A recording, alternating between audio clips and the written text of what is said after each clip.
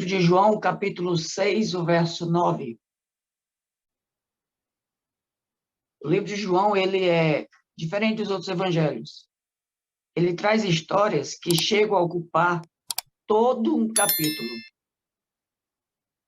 E esse aí é um. Nós conhecemos a história da multiplicação dos pães. O verso 9, ele já vai com a história bem encaminhada. Mas como não temos o tempo suficiente para trabalhar toda a história, vamos ficar apenas no verso 9, onde André diz assim: está aqui um rapaz que tem 5 pães de cevada e 2 peixinhos. Mas o que é isto diante de tanta gente? Havia ali uma multidão. A Bíblia relata que eram 5.000 pessoas.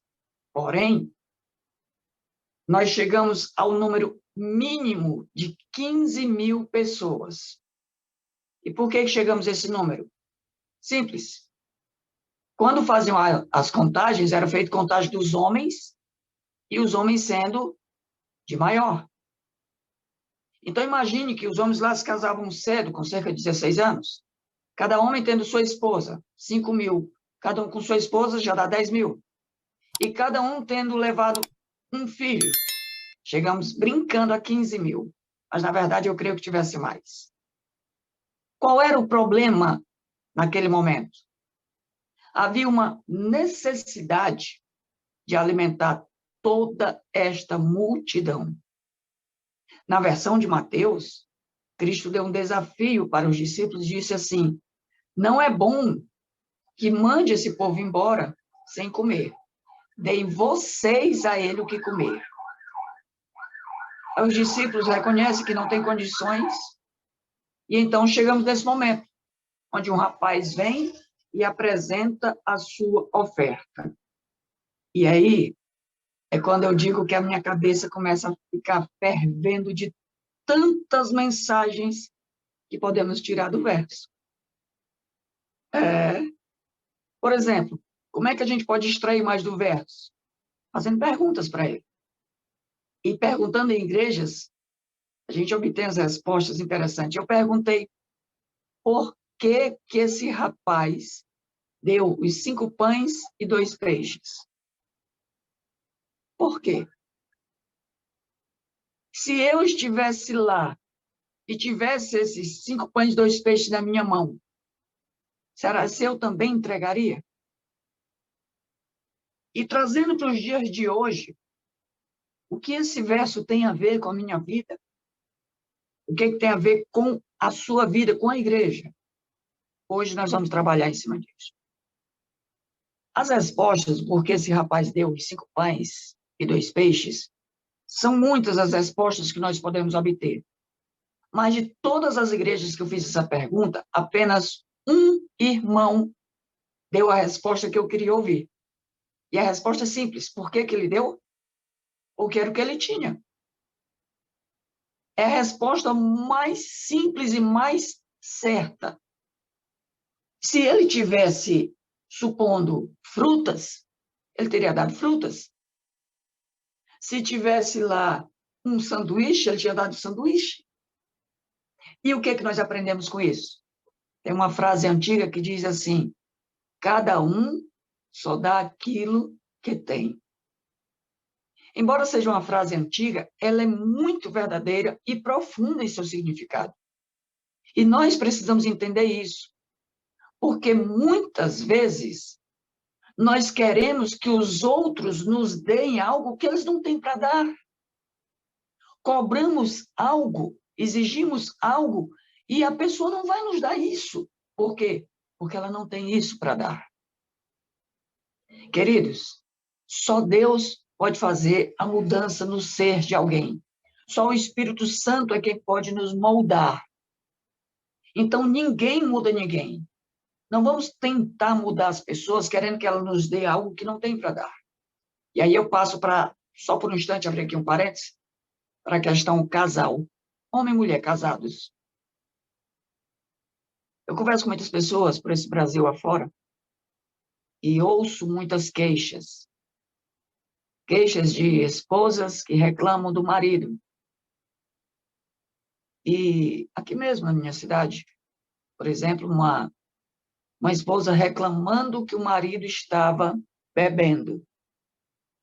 Eu fiz uma pergunta simples. E quando você se casou, ele já bebia? Já. Eu digo, e por que ele está reclamando agora? A gente pensa, às vezes, não, a pessoa, quando casar, vai mudar. Gente, não muda, a não ser que a pessoa deixe Cristo fazer a mudança. Cada um só dá o que tem. Esta é a maior realidade. Então, nós precisamos entender isso. E aí vem a pergunta. E eu, como pessoa, o que eu tenho dado? Eu, como esposo, eu, como esposa, eu, como filho, o que eu tenho dado? Quais os frutos que eu tenho passado para os outros? Vamos continuar o raciocínio? Havia ali, como eu já disse no princípio, um problema. Se tem uma coisa que eu aprendi nessa vida, é que se você quiser conhecer alguém, veja como ela reage diante dos problemas. Existem aquelas pessoas que, diante dos problemas, simplesmente sucumbem à dor, ficam sem reação, estagnadas mesmo. Tem aqueles que escolhem ficar só sofrendo. Mas esse jovem, ele deu uma lição tremenda. Quando tiver o problema, leve a solução. Ah, Estélio, mas era muito pouco, isso aí não era a solução. A questão não é essa. Não era o que ele tinha que contava. A questão foi a intenção que ele tinha. E qual era a intenção? Era ajudar. Outra frase que eu também aprendi é que quem não faz parte da solução faz parte do problema. Em meio a milhares de pessoas, eu quero acreditar que tinham outros que também tinham levado seus pães, seus peixes. Só que eles ficaram sentados e não repartiram. Ou seja, eles ficaram dentro do problema, eles não saíram, eles não se apresentaram para levar a solução. E aí, de novo, eu passo para nós, para os nossos dias, e pergunto: eu faço parte do problema ou da solução na nossa comunidade, na igreja? Eu faço parte do problema ou da solução dentro de minha casa? Eu faço parte do problema ou da solução no meu trabalho? Temos que ter um espírito disposto em ajudar, disposto a praticar as boas obras, porque esse jovem estava praticando uma boa obra. Apesar do livro de Efésios ainda não ter sido escrito nessa época, esse rapaz colocou em prática exatamente o que tem lá em Efésios capítulo 2, verso 10. Lá Paulo vai dizer que nós somos feituras de Cristo, criados por Deus para as boas obras. E aqui esse rapaz dá essa lição, pelo menos para mim, espero que para você também, que nós precisamos praticar as boas obras, que nós precisamos estar dispostos a ajudar. Não precisamos ir para longe para ver que tem sempre alguém precisando, entre aspas, dos meus 5 pães e 2 peixes. Sempre vai ter alguém precisando da nossa ajuda. A questão é, vou ficar parado, estagnado, ou vou querer ajudar? Às vezes, essa necessidade vai vir de onde a gente menos espera. Vou dar um exemplo, contar uma história rápida. Há alguns anos atrás, eu ainda trabalhava de dia. Isso já vai mais de 12 anos atrás. Eu estava no trabalho e recebi uma ligação e a pessoa disse assim: eu estava cozinhando macarrão e, sem querer, derramei toda a água quente em cima de mim. Você imagina aquela hora que a água está fervendo, que você vai tirar o macarrão, vai colocar no escorredor, e a água cai toda em cima de você, a pele fica vermelha, ardida. E imagine essa pessoa ligando para você querendo ajuda. E aí, o que que você faz? Eu aprendi que nesse mundo, queridos, soldado que segue a general não fica perdido nas guerras e nas batalhas. E eu rapidamente consegui, com a graça de Deus, uma pasta d'água e fui até essa pessoa, de nome Maria, pessoa simples. E quase toda a água quente caiu na perna dela. E enquanto eu passava a pasta d'água, ela estava preocupada porque ela sabia que a pele dela ia se soltar, porque a água quente faz criar bolhas. E passando aquela pasta d'água, eu fiquei em oração. E olhei para ela e disse assim: Maria, você acredita que se eu orar a Deus, não vai acontecer nada com tua perna? E eu amo algumas respostas, porque ela prontamente disse: eu creio. Eu digo, então, nós vamos orar. Só que nós não vamos pedir para Deus sarar a tua perna. Porque se você crer, então o milagre já aconteceu. Essa palavra ela está confirmada no livro de Isaías, capítulo 65, verso 24, que lá diz assim: e será que, antes de vocês orarem, eu responderei? Estarão vocês ainda falando e eu os ouvirei. Olha que interessante. Quando nós temos os problemas e cremos que Deus pode resolver, a nossa oração não era mais para pedir nada, era só para agradecer. E assim fizemos com aquela mulher. E agradecemos a Deus pela intervenção divina. E talvez alguém diga, mas Estélio, como pode? Você nem viu que a perna estava curada. Eu não preciso ver, eu preciso crer. No próprio livro de João, no capítulo 11, o verso 40, Jesus disse assim: se creres, verás a glória de Deus. E aí que está, quando nós oferecemos esse pouco, nós vamos ver a glória de Deus. Eu ofereci para ela o pouco que eu tinha. E a única coisa que eu tinha que eu podia naquele momento, era a oração de agradecimento, que Deus ia fazer o milagre. No dia seguinte, quando cheguei no trabalho, estava só a conversa aqui entre as funcionárias. Aquela mulher estava mostrando a perna para todo mundo, contando a história que tinha ocorrido e que não tinha surgido, para a honra e glória de Deus, nem sequer uma bolhazinha. Ou seja, não é o que eu tenho que importa, mas se aquilo que eu tenho, eu entrego nas mãos de Deus, isso sim é o que importa. A outra lição que nós podemos aprender dessa história é a questão de fé. No livro de Tiago, capítulo 2, o verso 17, diz para nós que a fé sem obras é morta. Queridos, se tem uma palavra que eu gosto de resumir sobre fé, a palavra é ação. Esse rapaz da história, ele poderia dizer que tinha fé, mas se ficasse sentado, não oferecesse os pães e os peixes, ele teria visto o milagre da multiplicação? Não. E esse é o problema de muitos de nós hoje em dia. Queremos ver das grandezas de Deus, queremos ver das maravilhas de Deus, mas nós ficamos só sentados esperando. Queridos, a fé não é algo para ficar sentado só esperando que as coisas aconteçam. A fé não é algo que me faz ficar sentado esperando só contemplar as maravilhas de Deus. Não. A fé, ela é ação constante e diária.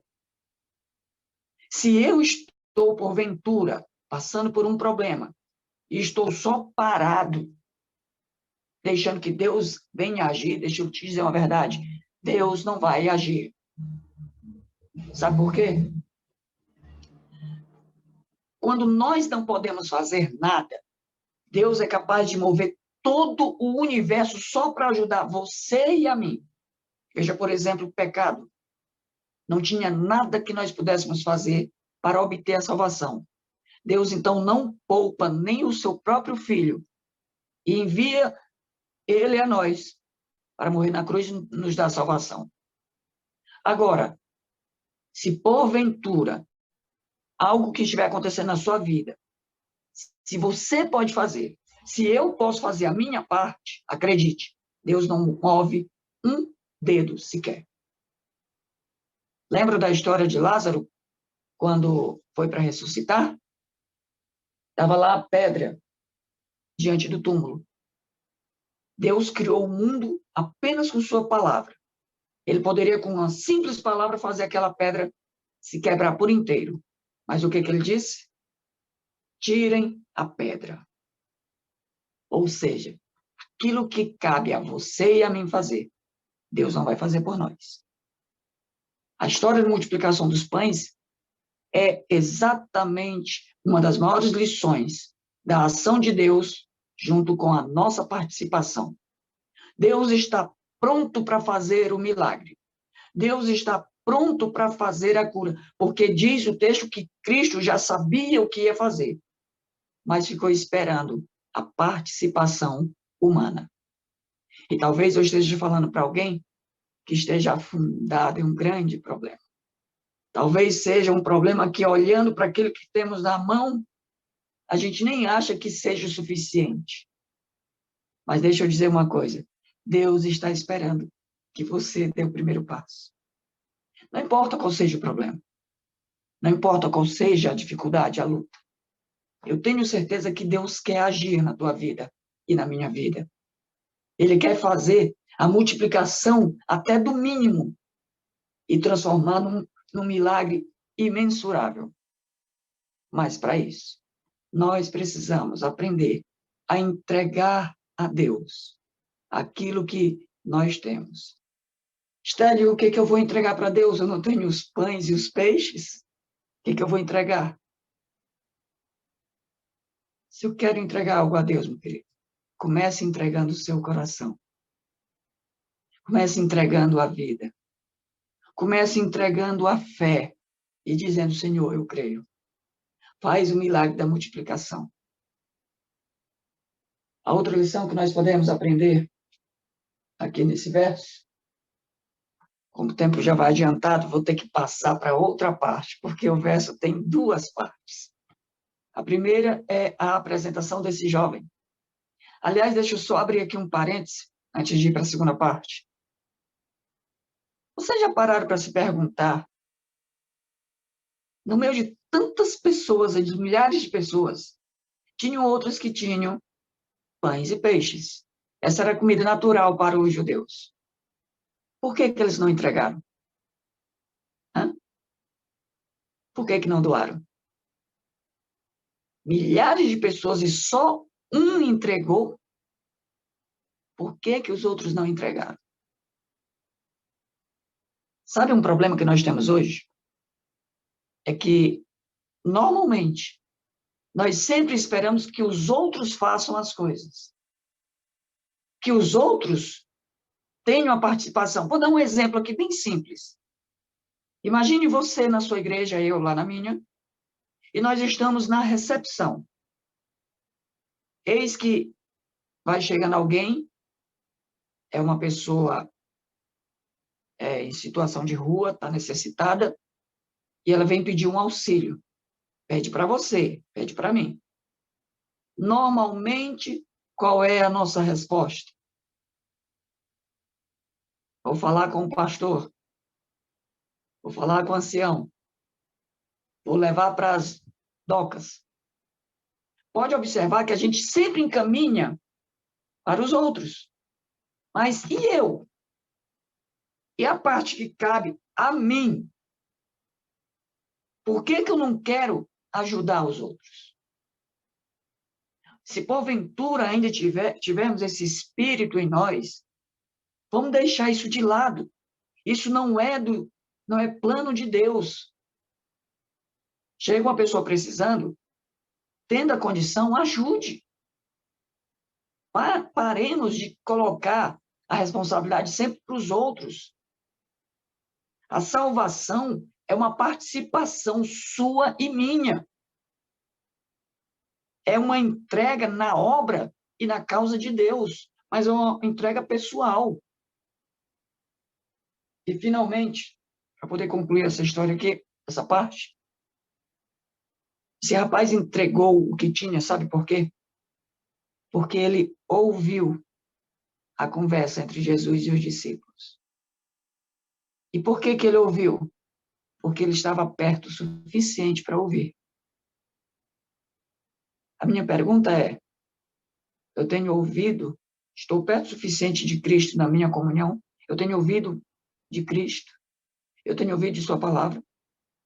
Mas eu preciso entender que só ouvir não é suficiente. A história desse rapaz confirma isso. É ouvir e dar ouvidos. Qual a diferença? O meu filho ele já tem 15 anos, mas quando ele tinha por volta de 3, 4 anos, a mãe dele disse assim, Samuel, vá se banhar. Ele disse, já vou, mãe. Dá um pedaço, Samuel, vá se banhar. Já vou, mãe. Outro pedaço, Samuel, vá se banhar. Já vou, mãe. Ele estava ouvindo, mas não estava indo para o banho. Quando eu prestei atenção, só disse lá da sala, Samuel, para o banho agora. Já vou, pai. Pegou a toalha e foi para o banheiro. Entenderam a diferença entre ouvir e dar ouvidos? Ouvir, eu posso até responder, mas não vou ter ação. Dar ouvidos significa que eu estarei fazendo exatamente aquilo que eu ouvi. A Bíblia nos ensina no livro de Tiago, capítulo 1, o verso 25, que a pessoa bem-aventurada não é aquela que ouve e esquece a palavra de Deus, mas é aquela que ouve e a pratica. Essa pessoa, sim, é bem-aventurada em tudo que faz. Mas indo para a segunda parte. André, depois de apresentar os pães e os peixes, ele faz uma pergunta interessante.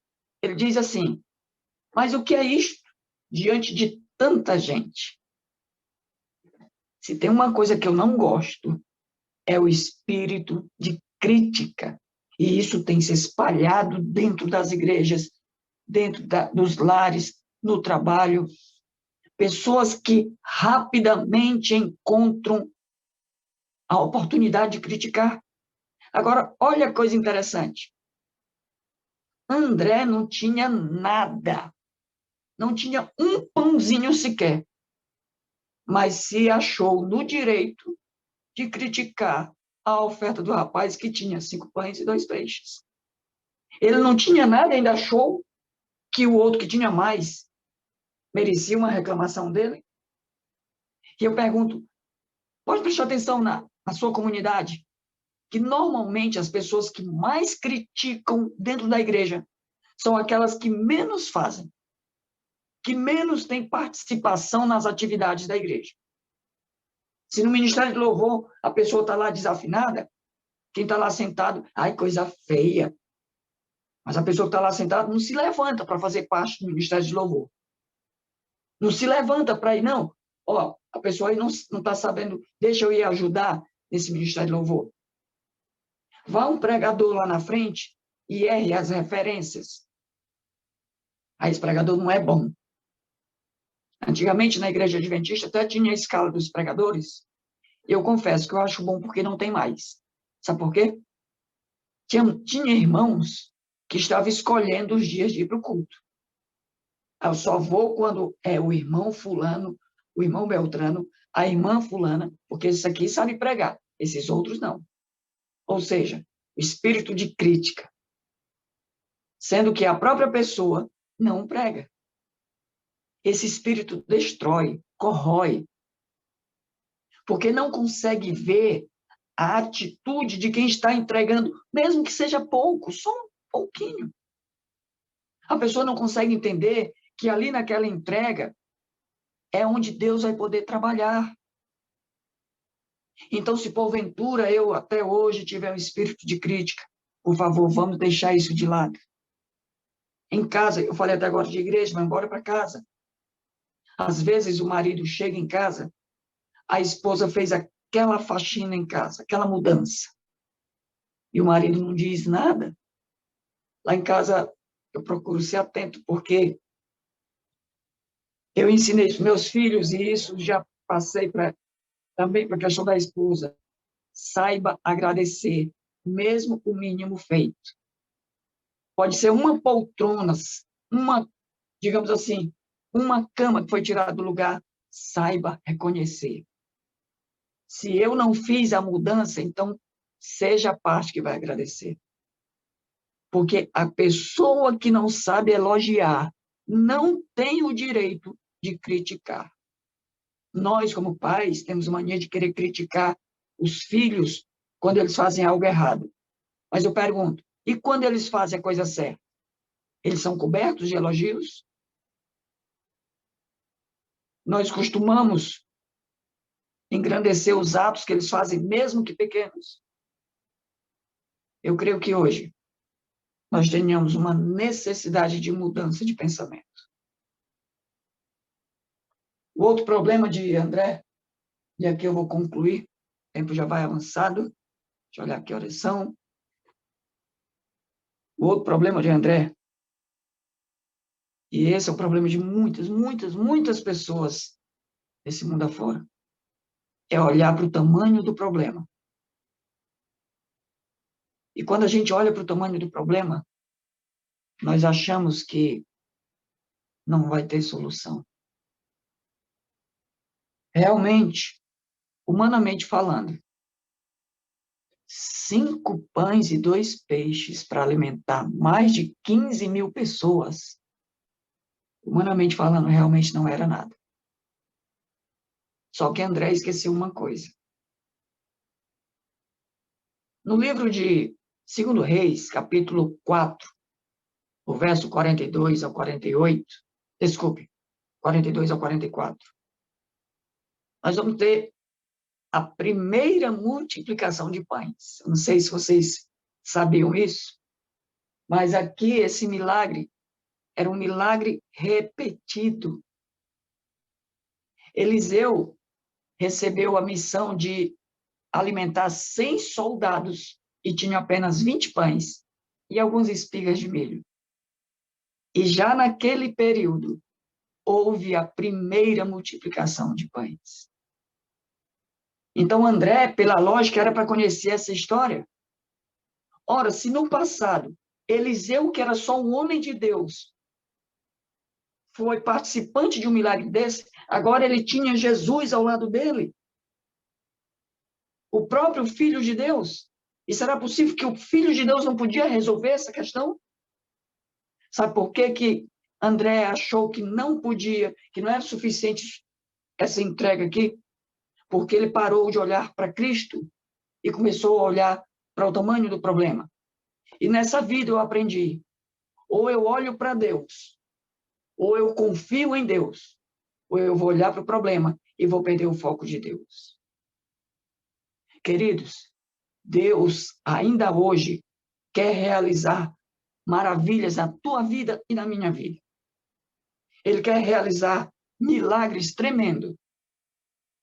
No livro de Abacuque, capítulo 1, verso 5, lá vai dizer assim: olhai entre as nações, vede, maravilhai-vos. Eis que realiza em vossos dias uma obra tal, que vós não crereis quando vos for contada.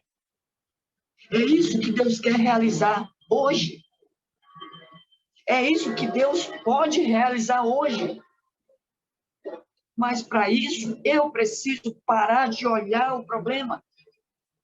Eu preciso parar de ficar reclamando da situação que passo. Parar de reclamar das lutas que enfrento. Na verdade, eu não sei se vocês sabem, a Bíblia só nos ensina a reclamar de uma coisa. No livro de Lamentações 3:39 vai dizer assim: de que, pois, queixa-se o homem vivente? Queixe-se cada um do seu próprio pecado. Nós nos queixamos de tudo e por tudo, quando na verdade só era para se queixar do nosso próprio pecado. Na verdade, a palavra de Deus nos ensina no livro de 1 Tessalonicenses, capítulo 5, que em tudo é para nós darmos graças a Deus. Mas, infelizmente, as pessoas ultimamente só têm apresentado os problemas, as dificuldades. Eu pergunto, Qual a vez anterior que você chegou para alguém e disse, posso orar por você? Qual a vez anterior que eu cheguei para alguém e disse assim, posso orar por você? Qual a vez anterior que nós chegamos para alguém e falamos assim, meu irmão, minha irmã, você está precisando de uma ajuda minha? Posso ser útil em algo? Porque acredite, eu tenho certeza que eu e você já chegamos para alguém dizendo, meu irmão, por favor, ore por mim que eu estou precisando. Nós somos rápidos. Quando estamos em problemas, somos rápidos em pedir ajuda. Mas somos muito lentos em oferecer a ajuda. Esse rapaz foi rápido em oferecer a ajuda. Ele foi rápido em agir, em entregar. E é esse o espírito que eu peço a Deus que nós tenhamos. Um espírito de entrega, um espírito voluntarioso, um espírito de querer ajudar.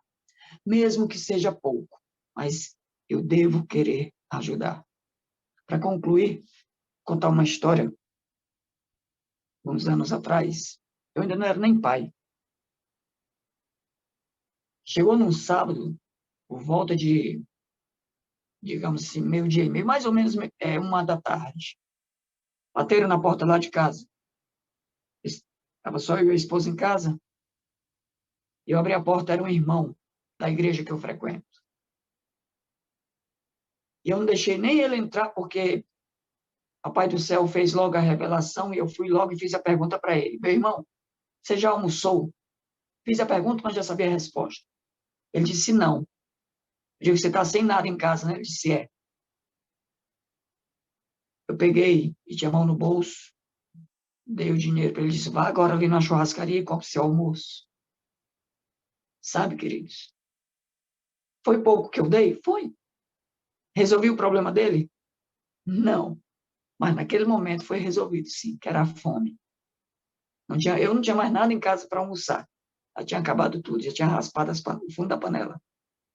Então procurei, mesmo sendo pouco, aquele pouco que tinha, oferecer como ajuda.